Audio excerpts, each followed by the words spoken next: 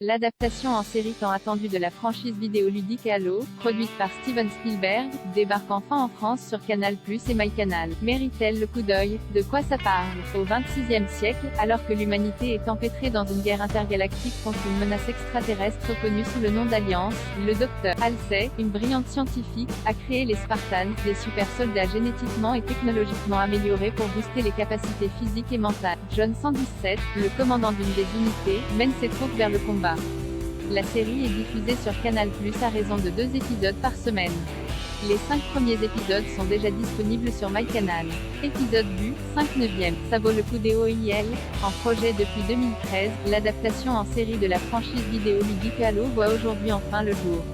Produit par Steven Spielberg avec Engin Television, entre autres, ce show narre la guerre au XXIe siècle entre le commandement spatial des Nations Unies et le Covenant, une alliance de plusieurs espèces extraterrestres, à travers l'histoire du super soldat Spartan John 117 alias Master Chief, Pablo Schreiber, le héros emblématique des jeux vidéo. Si la série veut rester fidèle à l'esprit de la franchise vidéoludique et retranscrit cet univers riche avec cette lutte entre les humains et les aliens en toile de fond, elle aspire surtout à creuser des thématiques humaines universelles en tissant des intrigues personnelles profondes et inédites. Et cette vision concerne autant les différents personnages qui croiseront la route de Master Chief que ce dernier, en pleine crise existentielle et rébellion contre l'autorité, en témoigne son visage découvert sans son casque, à l'opposé des jeux, qui fera sûrement grincer quelques dents. Ce parti pris permet d'attirer autant les fans des jeux vidéo que les néophytes amateurs de science-fiction. Dans cette vision humaniste assez bien dessinée dans un monde chaotique et visuellement impressionnant, qui se voudrait parfois aussi épique que The Mandalorian ou Westworld, même dans son générique à la ressemblance troublante, Halo n'oublie pas d'être un show d'aventure avec une scène d'ouverture prenante et d'une grande violence. Entre quête existentielle et guerre intergalactique avec ses premières minutes, on s'attend à un pilote épique de bout en bout. Malheureusement, le soufflet retombe assez rapidement après, la faute à un scénario très trop didactique.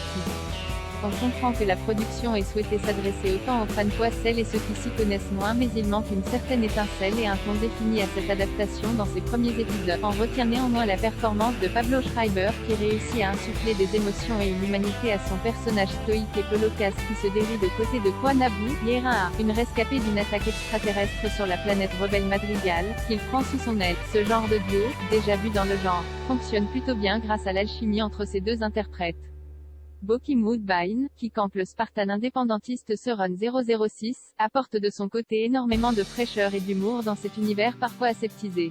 De son côté, Natasha McElhone tâtonne mais se dévoile au fur et à mesure que son personnage prend de l'ampleur et offre plus de nuances, surtout lorsque son intelligence artificielle Cortana, incarnée par nul autre que la comédienne de doublage Jen Taylor qui reprend son rôle des jeux vidéo, entre en action. Avec autant de moyens, techniques et financiers, mis en œuvre pour cette adaptation en live-action, on sent l'envie de bien faire des équipes qui ont changé maintes fois sur plusieurs années après l'abandon du projet de film en 2006 par Peter Jackson, et cela se traduit par des décors et effets visuels plutôt impressionnants sur certains points, un peu plus décevants sur d'autres, notamment les extraterrestres ou des plans en vue subjective timides.